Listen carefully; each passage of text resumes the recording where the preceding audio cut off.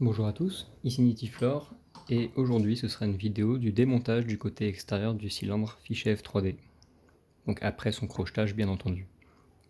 Donc pour le démonter, une personne s'y connaissant mieux que moi m'a conseillé et m'a expliqué que le mieux c'était de fraiser cet endroit du cylindre extérieur, ce qui donne accès du coup à deux petites goupilles qu'il faut fraiser également. Donc là, ce que vous voyez, c'est une des goupilles que j'ai remplacées d'un côté,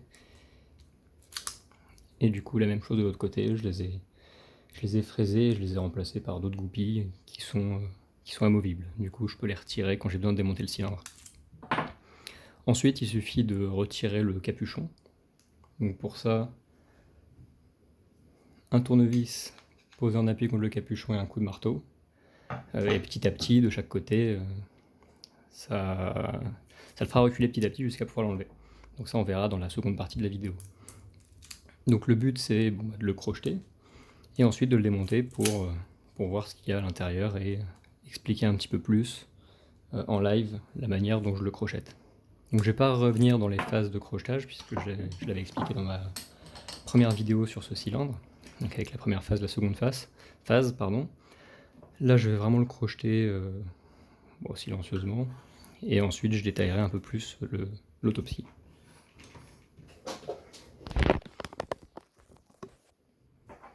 Donc la clé d'origine qui fonctionne bien évidemment.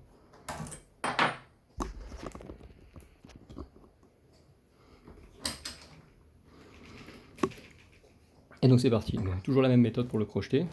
Celui-là est légèrement différent de celui que j'avais crocheté la dernière fois. Il y a toujours l'espèce de goupille au fond qu'il faut enfoncer si on veut pouvoir le crocheter. Donc la première étape, c'est vraiment d'aller chercher au fond pour pouvoir le mettre en tension. Tant que j'appuie pas au fond, là, je peux pas le mettre en tension, j'appuie, clique, là c'est bon, la tension il est en tension, on peut commencer le crochetage. Bon, je vais pas forcément expliquer autant en détail que sur l'ancienne vidéo, mais la différence entre ce cylindre et l'autre, c'est que celui-là, il n'y a quasiment pas besoin de faire machine arrière pour la première phase du crochetage, c'est-à-dire que j'ai pas besoin de manuellement faire revenir, tirer un petit peu pour relâcher la tension. Là, je peux passer un petit peu en force chacune des couronnes. Donc je place les garnitures une par une pour qu'elles se placent dans leur couronne, en allant placer la dernière qui bloque à chaque fois. Donc là c'est la première qui bloque, donc je la décale d'un cran jusqu'à ce que ce soit une autre qui bloque. Donc là je sens une résistance sur la troisième, sur la quatrième, sur la cinquième également, pas sur la sixième. Donc je pense que c'est la cinquième qu'il faut placer.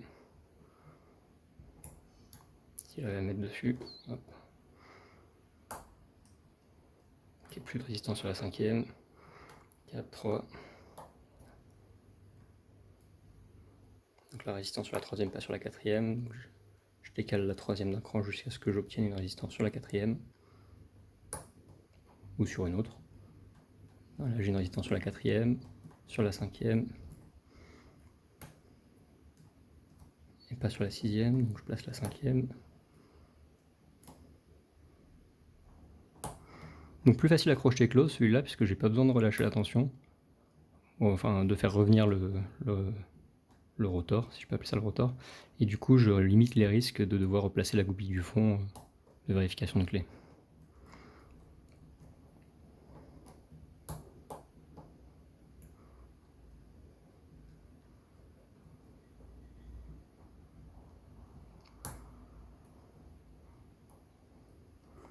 Donc là, j'ai une résistance sur la quatrième.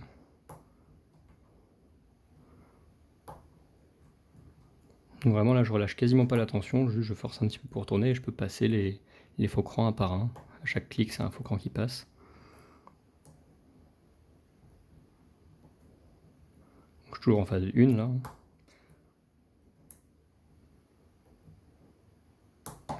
Ok, donc là, j'ai entendu. Je suis peut-être en phase 2. Si je relâche et que ça remonte pas, c'est que c'est en phase 2. Donc là, j'ai placé toutes les premières couronnes. Maintenant, je dois placer les deuxièmes couronnes. Et là, du coup, c'est le mouvement droite-gauche. Donc là, par contre, il faut que je fasse revenir en arrière manuellement un petit peu le rotor pour pouvoir déplacer les bagues, les garnitures, à droite et à gauche, puisqu'elles sont prises dans leur première couronne et dans leur deuxième couronne. Il faut que je puisse les déloger de la deuxième couronne pour pouvoir les déplacer.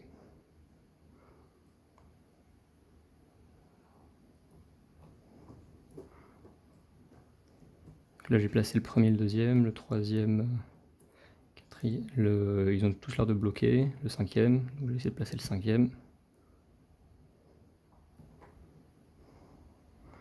Donc là je suis pas très loin de l'ouverture, si je fais pas de bêtises normalement, ça devrait être rapide.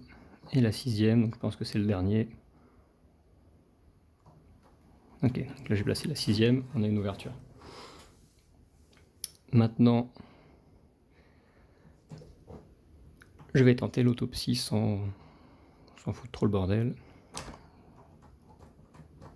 Bon, je voulais essayer de retirer l'outil sans le décrocheter. Ça n'a pas marché. Donc là, il s'est à nouveau bloqué, tant pis, c'est pas grave. C'est le problème de l'outil, c'est qu'une fois que c'est crocheté, comme il se fait prendre avec le système de rétention de clé, je ne peux pas le retirer. Donc la clé fonctionne toujours, hein, évidemment. Et maintenant, on va procéder au démontage.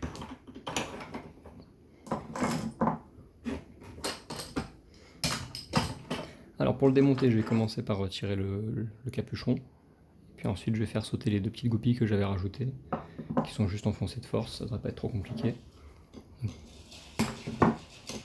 on va voir si j'arrive à le faire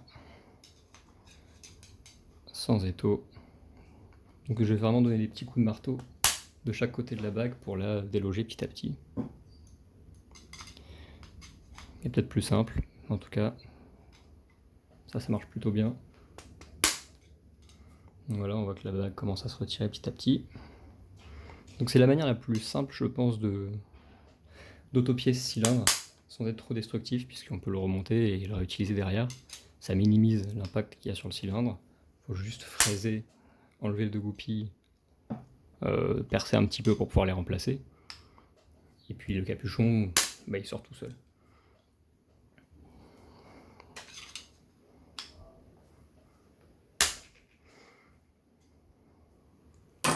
Encore un ou deux coups et ça devrait être bon. Voilà. Donc là, le capuchon est retiré. Déjà, première étape de passer. Donc là, on a toujours un cylindre qui peut fonctionner. Hein. Alors, il y a des goupilles qui risquent de tomber. Voilà. Là, il s'ouvre. Donc ça, c'est une des goupilles qui retient la clé, qui est en dessous ici. Et maintenant, ce qui empêche de retirer du coup le rotor, c'est vraiment ces petites goupilles ici qu'on voit, une de ce côté-là, une de l'autre. Donc là, j'ai besoin de mettre la clé pour pouvoir tirer les deux. Donc en commençant par celle-là. Et là, elles sont vraiment juste un petit peu enfoncées de force, donc normalement, j'aurais pour les faire sauter.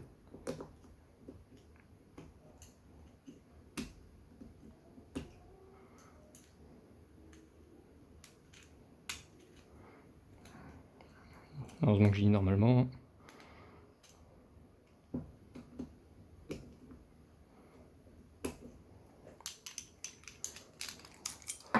On va commencer par celle-là. Hein.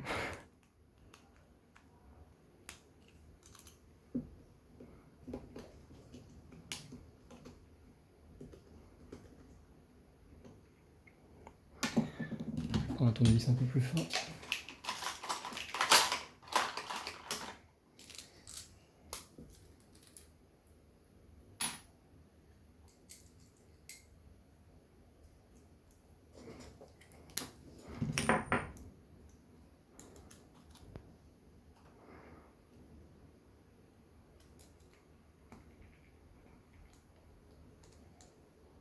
Ok, de une.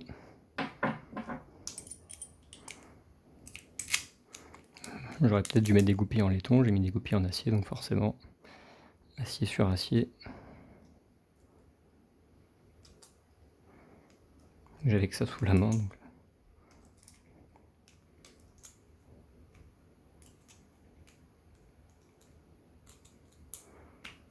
Voilà. Et la deuxième petite goupille. Du coup, maintenant, il n'y a plus rien qui le retient, on peut tout retirer. Alors, bon, je vais essayer de décrire au mieux, hein, avec le vocabulaire que j'ai, qui sera forcément erroné, mais probablement erroné.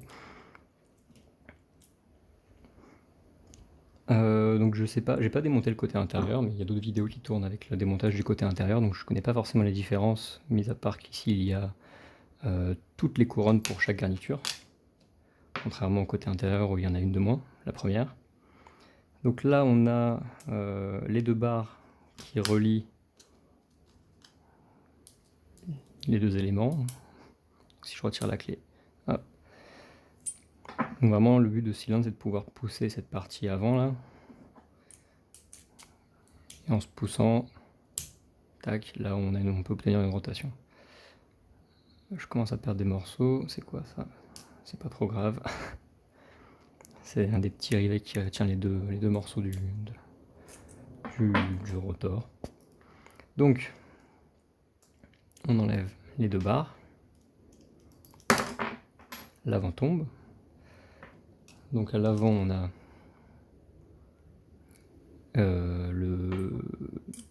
la goupille du bas qui se met dans cette partie de la clé et celle du haut pour retenir la clé lorsqu'on est en ouverture.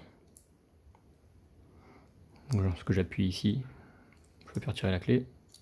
Bon alors là oui, mais c'est surtout celle du bas qui compte. Et le cache poussière. Donc voilà, c'est tout. Ensuite ici, donc on a vraiment toute la partie intéressante avec les crémaillères, je crois, ça, c'est ces trucs qui sont en train de tomber et que je vais perdre. Et ensuite à l'intérieur, les garnitures et leurs couronnes. Donc on va dégager les... Bon, on va pas dégager les crémaillères, on va faire ça. On va essayer de faire ça proprement, même si elles tombent une par une. Voilà, donc là on a l'intérieur, avec chacune... Donc il y a 6 crémaillères sur le dessus, 6 crémaillères sur le dessous. Chacune de ces crémaillères bloque une des deux couronnes. Donc les crémaillères du haut vont bloquer les couronnes de derrière et les crémaillères du bas les couronnes de devant.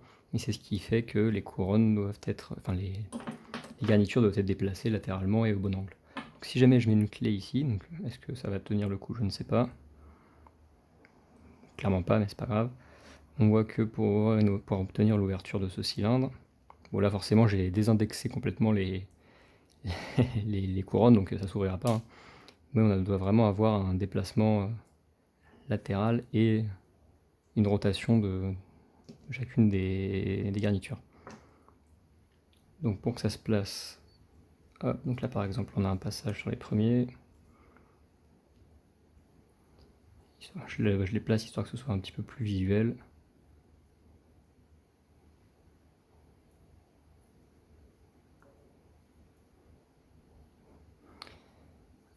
Hop. Voilà, donc quand on regarde du bas, on voit qu'il y a pas très compliqué comme clé, hein. Il y en a 3 qui sont en bas, 2 au-dessus. Enfin, on peut voir que les 3 de gauche sont un cran plus élevé. Alors si je le mets vraiment comme ça, je sais pas combien de positions latérales exactes, je pense qu'il doit y en avoir 3. En tout cas là on voit qu'on a la position gauche et la position milieu, j'en ai pas la position droite. J'ai d'autres cylindres qui ont des clés un petit peu plus tordues. Donc j'ai choisi celui qui avait la clé la plus simple pour le démonter. Hein. Donc niveau droite-gauche c'est pas très compliqué, et après niveau rotation, bon là on peut pas le voir directement comme ça, on peut le voir probablement si j'arrive à avoir un focus. Voilà, on peut le voir grâce aux différentes parties des engrenages, des garnitures. Donc par exemple les parties qui vont s'enfoncer dans les trous des couronnes. Donc on peut voir la rotation donc, ici, et ça tourne ici. Donc on a vraiment deux... Bon, je sais pas trop quoi dire, on a plusieurs angles différents en tout cas. Donc niveau rotation, c'est pas trop mal, niveau droite-gauche, niveau translation latérale, bon, pas incroyable comme clé. Bon, du coup, on peut dégager toutes ces garnitures. Donc il y en a, comme j'ai dit, 6 en haut, 6 en bas, et chacune sert à bloquer les couronnes.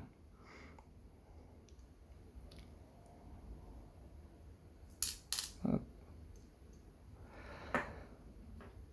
Donc les 6 du bas retirées, les 6 du haut sont toujours en place.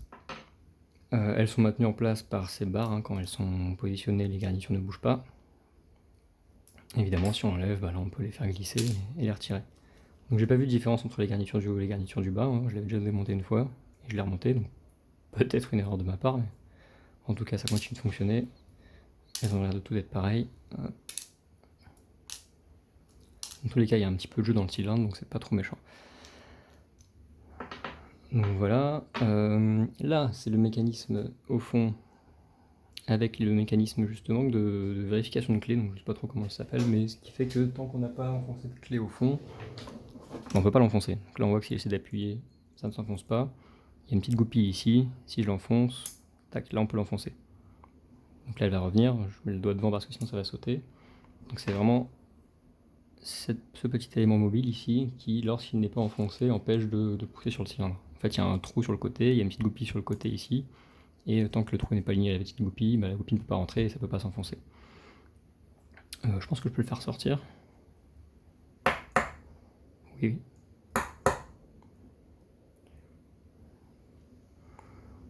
Voilà l'élément avec un ressort au fond. Et j'imagine que, voilà, ici il y a un creux.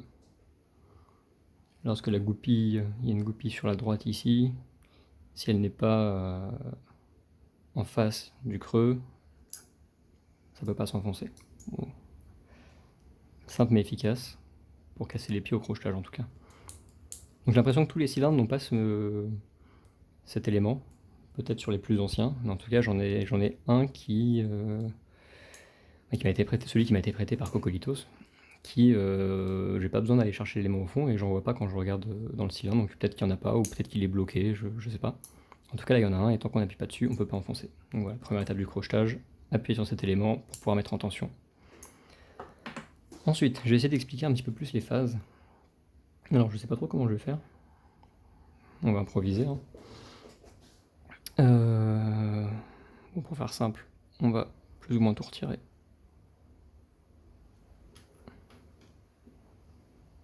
Et j'en gardais qu'un seul.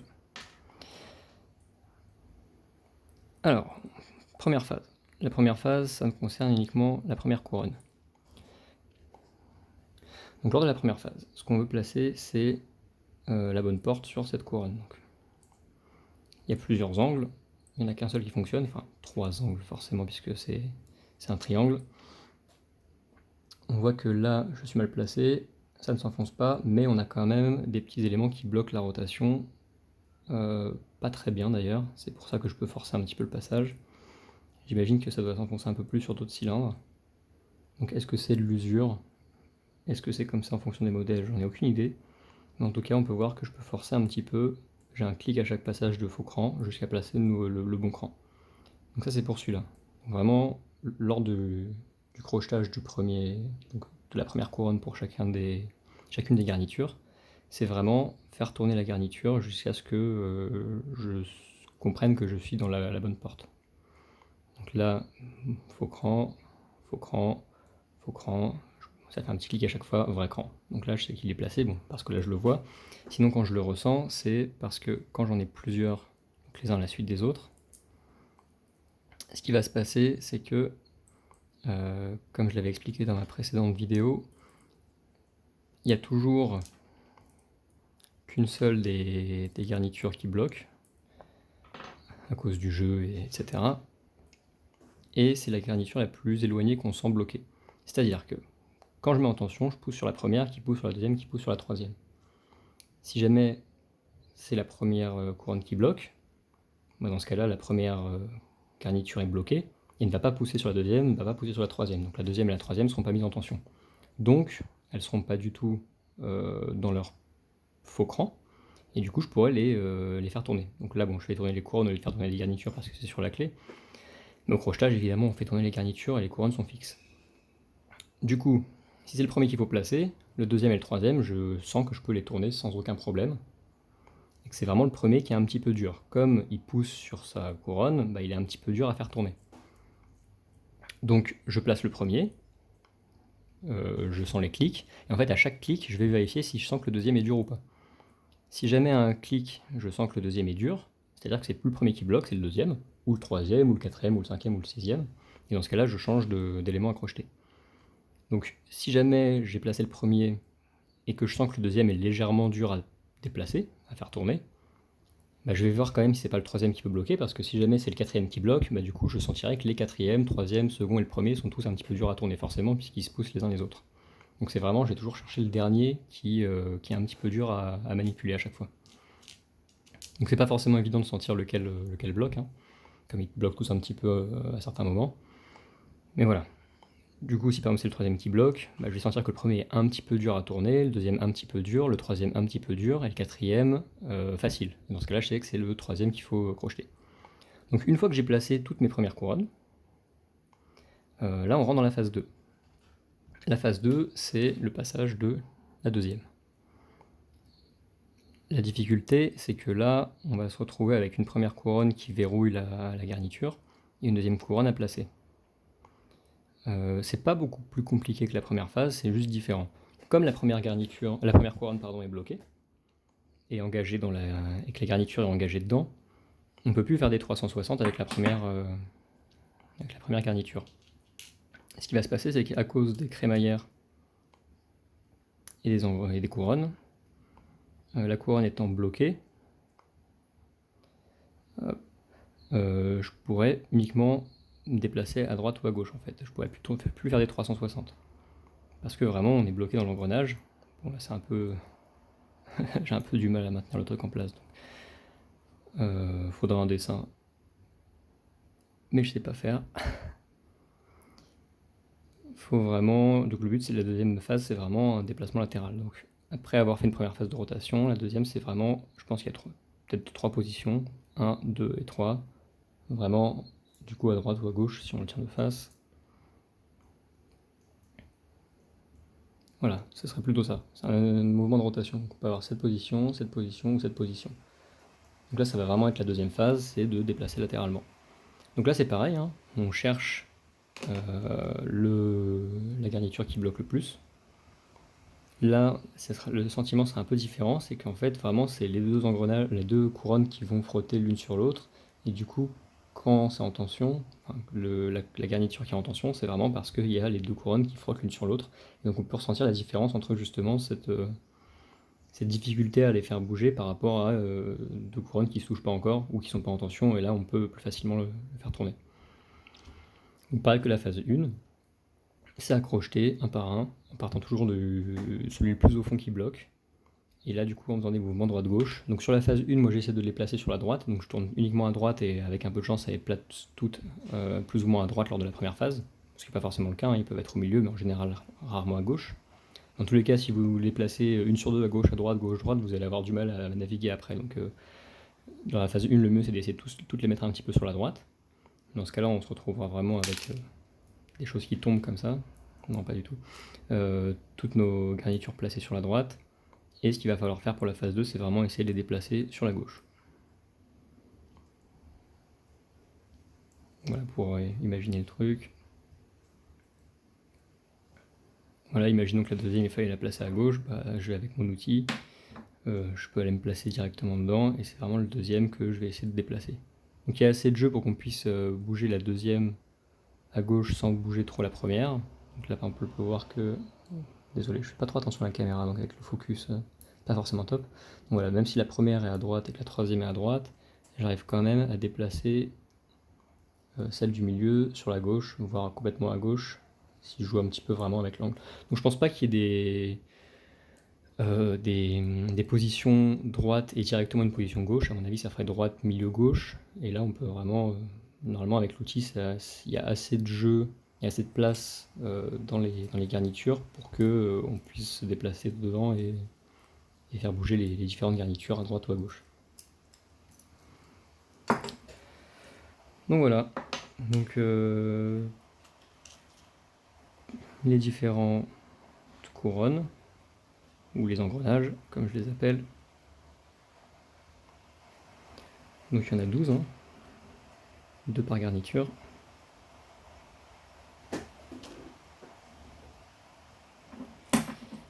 J'ai laissé les deux dernières sur la clé.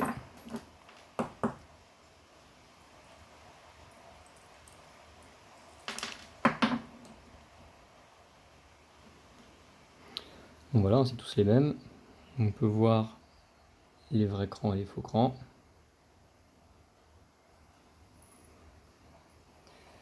Hop, ensuite, c'est les garnitures. Pareil, toutes les mêmes. Donc ce qui est pratique avec ce cylindre, c'est qu'on peut le démonter à l'arrache. Pas besoin de faire le tri. On peut reprogrammer en fait, même je peux changer de clé, je peux le reprogrammer sur une autre clé en le remontant. Donc là c'est vraiment la clé d'origine du cylindre, hein, au côté qui marche aussi du coup du côté intérieur. Normalement, voilà. Donc je ne l'ai pas reprogrammé sur une clé plus simple ou autre. Bon, je pense que je vais même le reprogrammer sur une clé plus compliquée. Là c'est vraiment les clés d'origine. Donc les garnitures, pareil, donc 6 fois la même chose. Avec, je sais pas comment on appelle ça, hein, les petites dents qu'on peut voir qui passent du coup sur les vraies portes ou sur les faux crans. Voilà, 6 fois la même chose. Et pareil, toutes les crémaillères, donc une crémaillère par couronne, donc 12. Tout identique.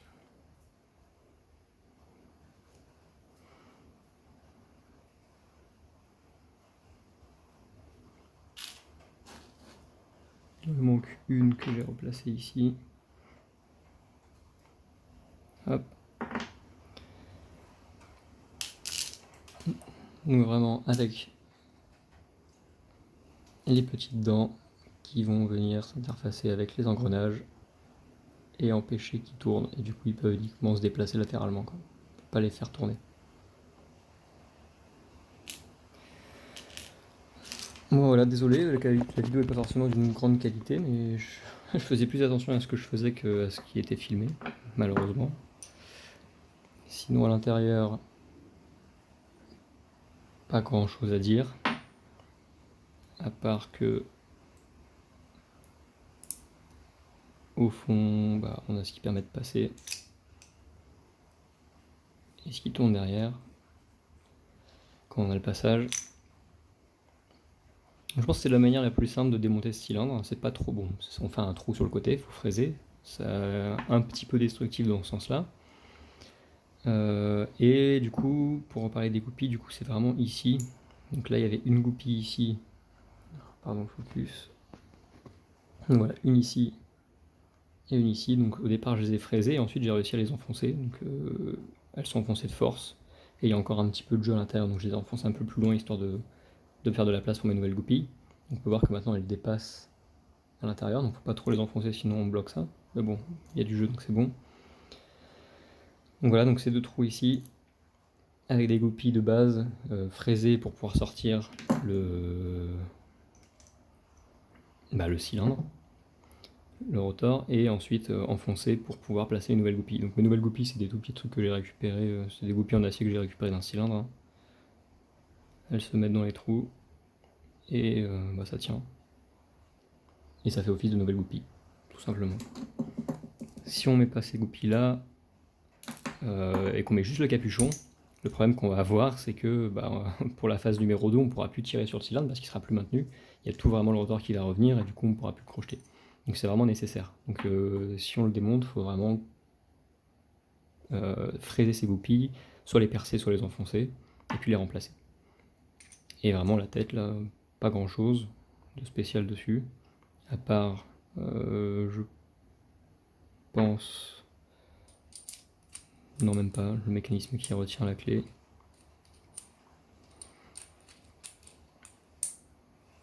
Le mécanisme qui retient la clé, c'est la petite gouttière qui est ici, les goupilles dépassent et quand on l'enfonce, les goupilles se mettent à ce niveau-là. Ah, donc elles sont plus dans la gouttière. Ici, elles sont ici, et du coup elles sont poussées et ça retient la clé. Voilà, rien d'exceptionnel. Voilà, je sais qu'il y a différentes versions du F3D, je sais pas à quoi correspond le mien exactement, je connais pas forcément la différence entre les modèles, juste que celui-là pour le crocheter est un peu plus simple que l'autre que j'avais crocheté en vidéo, puisqu'il n'y a pas besoin de retirer pendant la première phase, de retirer un petit peu sur le rotor pour pouvoir passer les portes. Vraiment, en forçant un petit peu, ça clique tout seul. On peut voir là, vraiment, si je mets un peu en tension, j'ai pas besoin de relâcher la tension pour pouvoir faire cliquer le passage de chacune de mes portes, quoi.